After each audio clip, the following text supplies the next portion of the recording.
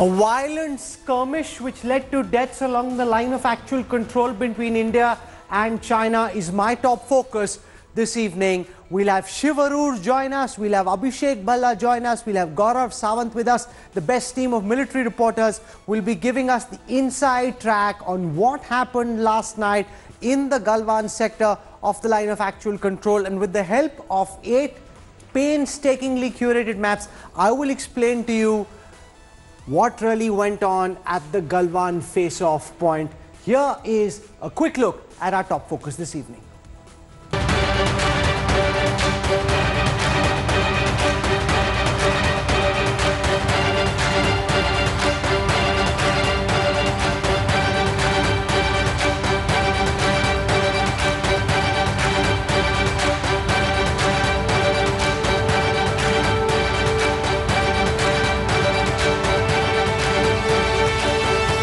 Latest right at the top of our broadcast this evening. I want to go across to the finest team of reporters who are tracking this story. Our strategic affairs editor Gaurav Sawant joins us.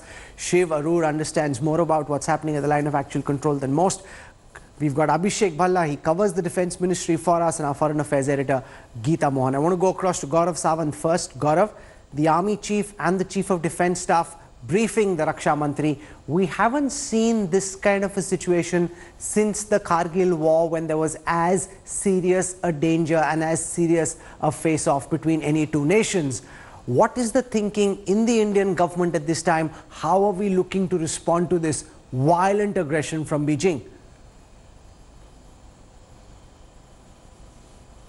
Rahul, from what I've been told by very senior officers who are monitoring the situation very closely, that India's effort is to ensure that the sanctity of the line of actual control is maintained and respected, and come what may. That's also the direction from Defence Minister Rajnath Singh, that sanctity of LAC has to be restored.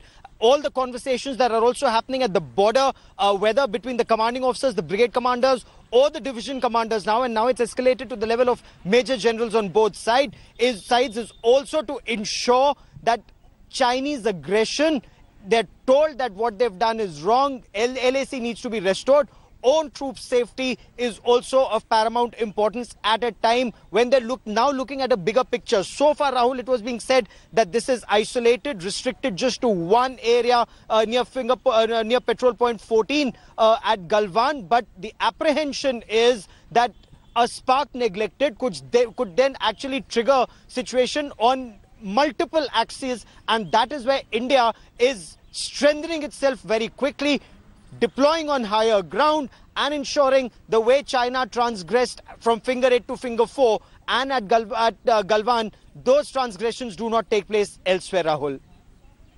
Shiv Arur, the second statement we are told by the army will be out soon. We are told that it's held back because they're waiting for the major general level talks to end, which means that since the time these talks started in the morning to now, major generals of the Indian and the Chinese army have been in conversation. What are they talking about? What's most critical at ground zero at this moment? Rahul, I'm hearing that the talks have been happening since about 7:45 this morning at Petrol Point 14, which is the mouth of the Galwan Valley, which you so evocatively displayed in those maps that you've got. I'm told that the biggest priority on the ground right now and what's been happening there is that the 2IC, the second in command and other senior officers in the area have been calming the troops. They've just lost their commanding officer. It's an incredibly volatile situation. Blood has not just been spilled, but the commanding officer, the CO Saab, has been killed. So the tempers are extremely volatile, and there is a situation where things could spiral once again. So the biggest priority for those talks right now is for these major generals and brigadiers to speak to each other and make sure that both sides are calming their troops as much as possible and keeping things in control. It's not a matter of discipline, but when a commanding officer has been killed in a murderous brawl of this kind, Rahul, then you can only imagine what the sentiments and emotions are like. That said, the onus is on trying to keep the dialogue going between both sides, and that army statement that's expected to come out in the next 15 to 20 minutes, I'm told, is likely to update on 2 aspects. One, on the fresh casualty figures. I'm afraid the news doesn't seem right, but I don't want to speculate on that. It's possible that the number of casualties on the Indian side could be higher. And two, there have been some stray reports of some Indian forces held captive by the Chinese for a few hours overnight and then released. There has been no confirmation on that, but we're expecting that, given that many journalists, some with verified accounts, have tweeted about it, written about it, there have been some foreign media reports about it, the army might touch upon that as well. So those two things likely to be clarified, Rahul, in the upcoming army Geeta statement. Mohan, what's the Ministry of External Affairs telling you? Have diplomats been in touch with the Foreign Office in China, and what are we hearing from the Ministry of External Affairs? Well, the Ministry of External Affairs sources have told us that they are going to come out with a statement with regards to the statement that the Chinese Foreign Ministry has come out with. Right now, there's a meeting that's underway at Rajnath Singh's residence, Rahul, and I'm given to understand that External Affairs Minister Dr. Jaishankar is also present in that meeting. So we are expecting a statement. We do not know whether they're going to wait for the meeting to get over for the to release the statement, or whether it's going to be done simultaneously. But it is going to be a statement that is going to really come out and trash all the lies of the Chinese Foreign Ministry. And I say that I said that to Shiv as well. I call them lies because they've been doing it time and again. Every time there has been a standoff at the border, they speak about unilateral action on the by the Indian side, which is absolutely untrue. And so we will see a more detailed statement from the Ministry of External Affairs. It could very well be a joint statement between by the army and the MEA. Not sure as of now, but sources telling us that there is a statement that will be issued responding to the statements that have come from Beijing. Abhishek Bhalla, we are aware of the identity of the officer and the two Jawans who were killed by the Chinese army. We haven't put that out, but I suppose that their families, their next of kin have been informed.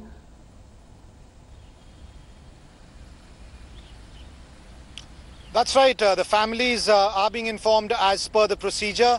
And Rahul, as we speak, there is another meeting being chaired by Defence Minister Rajnath Singh. This is the second meeting in about 3 to 4 hours to take stock of the situation that is being described as volatile by many sources who are privy to the developments in the Galwan region that took place since yesterday. What is important to note is that yesterday there were meetings between brigade commanders and commanding officers in the same region to ensure a de-escalation, a disengagement. Both sides were hoping that the build-up that was done in terms of an enhancement of artillery and armor by the two armies in the rear areas will move forward. Unfortunately, that did not happen, and it seems that the military dialogue that was on has yielded no results, and as a result of that, what we've seen yesterday is a massive military escalation in ages at the line of actual control. The situation being looked at very closely by all in the security establishment. We can expect updates in the next half an hour or so from the Indian Army and possibly even from the Ministry of External Affairs. There are fears that the casualty numbers could be higher on the Indian side, but it's also important to note whether the Indian Army or the Indian government will speak about casualties on the Chinese side. In an earlier statement by the Indian Army, it was mentioned that there have been casualties on both sides. Suja ul Haq is on his way from Srinagar to Ladakh.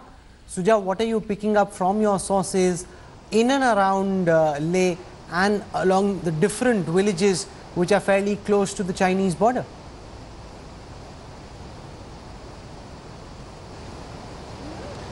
Well, Rahul, ever since this news has broken about the escalation that has taken place yesterday, a lot of information has been trickling down from various parts of Ladakh. In fact, I spoke to a lot of councillors on the ground who work in Ladakh, both in Kargil as well as Ladakh. There's a lot of anxiety among the people, locals as well, and they've been constantly reporting that the preparations, the build-up is massive. In fact, even we saw how a lot of movement was being seen all through the day. Of course, we're not going to give details of any movement whatsoever, but it's a fact that a lot of reserves have been moved to the forward places. The idea is very simple, and which has been maintained right from the beginning, that there is a need of de-escalation, and India has made it very clear. But if there is need, then the preparation should be solid. So the stance is firm from the Indian side. I also tried to speak to a lot of officers who are on the ground. Let me also tell you that many of them are angry, of course, because of the fact that one of the commanding officers has been killed. The anger is, of course, visible when you speak to them. But at the same time, most of them are very pragmatic about how it is being dealt with. Like I was pointing out, de-escalation is what most of the people want. But if there is need and if there is any escalation, then all along the eastern side of Ladakh, Pangong or Galwan Valley, Dhem Chowk, or older Daulat Beg Oldie, the India is saying that they are prepared, they have enough men, machinery, boots on the ground to deal with and control the situation. Thanks, Suja, for joining us. I'm joined on this broadcast by Lieutenant General Shitkatkar. He's been a former co-commander. We're also joined at this time by Lieutenant General Rakesh Sharma. And I want to introduce Rohit Vats. Rohit Vats is an open source maps expert. You've been seeing him over the last several days across our platforms. He's been working with our producers in trying to put together some maps which are part civilian, and then they try and capture the military acrimony that's building up. And I want to walk across to our video wall and try and explain to you, give you a locational context about what really went on last night, and then Rohit can explain from all his reading and all his understanding of what really is happening. So this is the overall map of Jammu and Kashmir. This, of course, black line represents the line of control. On this side you have the Indian Army, on the other side you have the Pakistani Army. This is the state of Jammu and Kashmir. Jammu here, the Kashmir Valley above that. This is the Union Territory of Ladakh. Here is Leh, and very close to the line of actual control is the Galwan flashpoint, which is in the news at this moment. So I'll zoom in just a bit to give you some more perspective. This is the highway that goes out of Leh, past the Hemis Monastery, comes to a village called Darbuk. From Darbuk till Daulat Beg Oldie runs the DSDBO road, the Darbuk Shok Daulat Beg Oldie road. Shok is a river. It flows, so the road to a great extent goes along the Shok River. The Shok is called the Shok River because the river of death. During the summers, there's a huge surge in the water levels, and when traders in millennia gone by used to go across from Leh towards Xinjiang, very often there'd be casualties with people falling in, which is why it picked up the name Shok. So here is the Galwan flashpoint, which is fairly close to where the Galwan River merges and there is a confluence with the Shok River. I just want to move to the next map to be able to show this to you better. So this is the DSDBO road that I just showed you, and what the Chinese have done is they've come on these two posts. There is a motorable road till a fair distance, and then there is a dirt track, and they've come all the way up to patrol point 14. Earlier as well there would be patrolling till here, but the difference between earlier and now is that they'd patrol and they'd go back. This time the Chinese army has come and deployed very intensively. The Indian Army and the ITBP have posts on the DSDBO road. The problem for India is if we allow the Chinese to stay on these heights, they overlook the road and then they can dominate the road, and that is completely unacceptable. So our ask is that the Chinese go back, that the Chinese withdraw from patrol point 14 and they go back to those two posts that they came from. Rohit Vats, I want to come to you first. You helped these maps be brought together. Can you give our viewers a sense from all of what you know about this general area and from what's in the public domain so far about what and where did this action really take place? It would seem to me that if the spot of confrontation was around patrol point 14, then this is where the road is. So you come up here, the Indians were in deployment over here. That seems to be where the engagement took place, and there's some talk of the Indian soldiers falling off the ridge, which means there was some kind of a confrontation, and then there's some talk about the Indian soldiers and the officer having fallen off. Rohit, Sure. Just talk us through these maps and what you know about the current situation. Rohit Vats. Sure. So just to give your viewers a context of why this area is very sensitive is because, as you rightly pointed out, what the Indian Army has done is they have constructed a road which goes from which actually connects Leh to the Daulat Beg Oldie sector or subsector north, as the army calls it. Now, before this road was there, this area used to be supplied or maintained through fixed and rotary wing aircraft. And Daulat Beg Oldi is our only slice of excise chain. You know, as we speak, this is our portion of the excise chain that we retain from 1962 war. Over last 15 odd years, we have been trying to make this road, but because of various geographical, issues, we have managed to now finally complete it. And what it does is it helps us to transport both men and material, much quickly to the DBO sector. And as the map shows, the Galwan river, it comes and meets the Shayok river at a point which is, directly opposite the alignment of the this DSDBO road. For most of its part, the DSDBO road runs along the north bank, or the west bank of the Shayok river, till a point where it exits and enters Margo and then the Depsang plain and then on to the DBO sector. So India cannot have a situation where the Chinese would come and sit right next to our road, because then it gives them an opportunity to interdict the road. Having said that, what we also need to understand is that there is a fair bit of history in this area, which because of which we are in this particular position. And the history being that in this particular area, the Chinese had pushed the sector as far west as possible to run along the highest ridgeline. And because of that, what they have done is they have taken control of the most of the Galwan River Valley. And today the LAC runs at a point which is hardly 7-8 kilometers from the confluence of Galwan River and the Shayok River. So they are very close to it, and now in due course of time they are building a road which I am told is about 7-8 kilometers short of the LAC. And so even if they do not cross the LAC, they are sitting at a point at which they can potentially threaten this road in future as well. Okay. But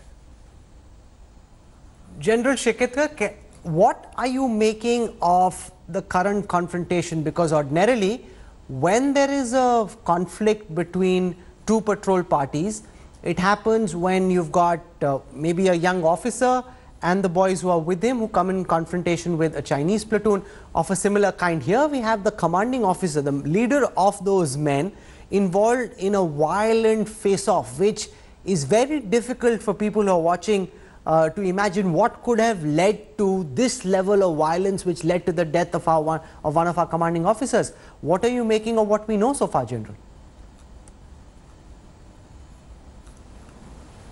Mr. Rahul, based on my understanding and having been in similar situations, I think there was a possibility of Chinese trying to make a further ingress into a better ridge line. Further ingress, I am repeating the word. And this probably was smelled by the patrol party or the commanding officer. And before the Chinese could reach their destination at night, they were intercepted in between. And that is how the thing started. And probably, as you know, commanding officers of Indian Army, they are gods for the soldiers. They lead themselves. They lead themselves. And probably that's what the reason why he must have gone there, to ensure that the further confrontation does not take place. Rest story will not come out, let me assure you. In the war, the truth never comes out. Never. It has never happened before, it will not happen before. You can have 200 committees. But the fact remains that there was the presence of our officers, our men, and there was ingress by Chinese. They got into Indian further territory. This confrontation has not taken place where there was no Chinese army earlier. Let me be very short. Secondly, unfortunately this has happened. Probably it was a slipping down, the stones being pelted, and we lost a very fine soldier, a commanding officer, and our man. Lieutenant General Rakesh Sharma, what's your sense of the confrontation being located in the Galwan Valley, which since 1962, as Rohit just pointed out, hasn't seen any violence. So this hasn't been, unlike the Pangong Lake area, where there is a confrontation virtually every summer. In this area, there hasn't been any dispute, and the line of actual control is actually agreed upon. What you're seeing right now are pictures of that meeting being held at the Defence Minister's residence just get over. The Chief of Defence Staff was at that meeting, General Bipin Rawat, General Naravne, the Chief of Army Staff was at that meeting, as well as also, we're told, the External Affairs Minister, and then of course the Raksha Mantri himself, Rajnath Singh. And make no mistake, this is the biggest challenge to confront Prime Minister Narendra Modi and his government: Chinese military aggression against the Indian Army. General Sharma, what are you making of what could have led to this violence from all that we know in the public domain so far? Well, Rahul, firstly, I would like to say that for the last 4 or 5 weeks, which the escalation was taking place, in this there were ups and downs, there were standoffs near Pangongso and other places, but de-escalation was being actually coming by. And on 6th of June, when the Lieutenant Generals met, and the Lieutenant General from one side and TMD commander met, they agreed upon something, and that was to get back from the no man's land to the 6th June agreement. So I think this tragic incident last night which has taken place, in that the commanding officer who was leading from the front, because it was not thought of, and he was in front with few people, this is what my knowledge goes and what has been told to me. And then the Chinese troops, there were some kind of altercations and they were returning back. However, they suddenly turned back and there were exchange of blows, the iron rods and everything, in which the commanding officer and 2 other people were killed. Well, as per my knowledge and my information which goes through the troops, they came well prepared, and I will substantiate it now here. Now, the Chinese have a larger strategy. Why this thing happened? They have a larger strategy that always keep a strategic calm at the highest level and keep the tactical fires burning at the lower level. They give a free hand to these people so that psychological ascendancy is achieved by their troops. They have always tried to do it in all the earlier incidents. But unfortunately, in the Doklam one, when the standoff took place, we stood our firm ground, and though it did not escalate, but they retreated back. And I think it is because of that that they have felt a little low on that, and this time they wanted to be on the higher plane and they wanted to show the aggressiveness at the tactical level. Shiv, you've been speaking to several sources who are active in the eastern Ladakh sector. What is it that you're understanding from them about the kind of tactics we're seeing at play from the Chinese? This is not usual summertime playbook that we see in Ladakh. What we're seeing is a very, very different kind of aggression from the Chinese. You know, Rahul, jostling, pushing, even stone pelting, even very violent fisticuffs is actually not that uncommon. Most people don't know that those fisticuffs are actually a confirmation of how good the border mechanism is, because no bullets have ever been fired. But since the May clashes that have taken place, not only has stone pelting between troops increased, but the Chinese have started wielding metal clubs with barbed wire wrapped around them. Those were used in this particular clash, with horrifying impact as a result of many of the injuries that we're seeing apparently were inflicted by those metal clubs that were wrapped with barbed wire. I don't want to comment on how the how the actual deaths were caused, but you can, by the intensity of the clash, the manner in which these troops went at each other. In some areas, apparently, troops were surrounded, one side surrounded the other, and then the other side surrounded the first. And as a result, this was a situation where there was literally nobody who was trying to calm things down. It was a free-for-all, and it lasted for many hours, Rahul. In the past, we've seen clashes last for about an hour, like the Pangong So clash, which was caught on camera in 2017, lasted about 1.5 hours, but nobody was dead and nobody was seriously injured even. This time, you've got 3 confirmed dead. That number is almost certain to go up on the Indian side. Definitely casualties on the Chinese side between 3 and 5 is what I'm hearing, whether we get that number at all. So if you're looking at casualty figures, cumulative casualty figures of over a dozen dead between both sides, you're talking about something that was way beyond just a skirmish. This was homicidal to a degree that has not been seen in half a century between both sides. So I think this is more than, as Brahma Chelani said earlier today, it's not just a turning point, it's a watershed moment, not just at the tactical level, but at the strategic level, because your peace and tranquility agreements go straight out of the window. I've just received information from Beijing that Colonel Zhang Shuili of China's Western Theatre Command has accused India of deliberately launching provocative attacks, triggering physical conflict resulting in casualties. The sovereignty of the Galwan, which is the Galwan Valley region, has always belonged to China. So this is Gaurav Sawant, Ulta Chor Kotwal Ko Dante. The Chinese not just taking claim to the Galwan Valley, which so far was undisputed and completely in India's control and domination, but they're also accusing the Indian side of having triggered the conflict which resulted in casualties.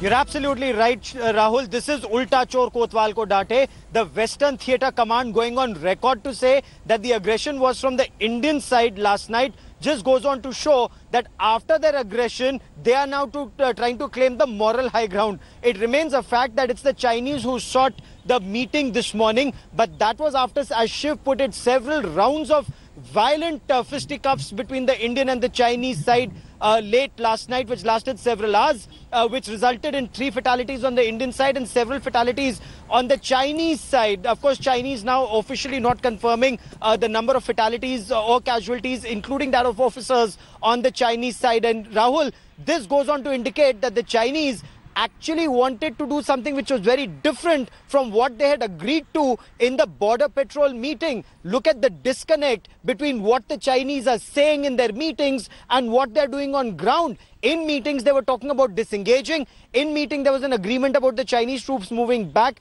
as a confidence-building measure from Patrol Point 14 area. On ground, they came in large numbers. Officers came armed with clubs and barbed wires and nails, metal rods, and attacked the Indian forces, which were trying to push the Chinese back or trying to restore the sanctity of the LAC. Rahul, this may just be the beginning. While everyone is saying this is an isolated incident and restricted to Patrol Point 14, this could well escalate to other areas given the Chinese stance. They're talking peace but indulging in everything but peace. This is very, very disconcerting, because this is when you're already ravaged by a pandemic, and even in Beijing there's been a complete shutdown. In fact, in 4 states of China and 4 provinces there's been a wartime lockdown. That's been in the midst of all of that, Beijing in its wisdom deciding that this is a good time to up the military ante with India. India formulating its response, a statement expected shortly. You're watching this live show with Shiv, Gaurav and me, and we'll continue when we come back on the other side of a quick break, getting you all the latest on the blood that's flown along the India-China border. More on the other side when we come back. Stay with us.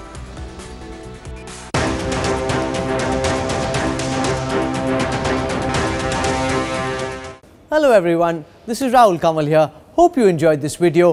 For the latest news and analysis, like and subscribe the India Today YouTube channel, and don't forget to press the bell icon to stay updated.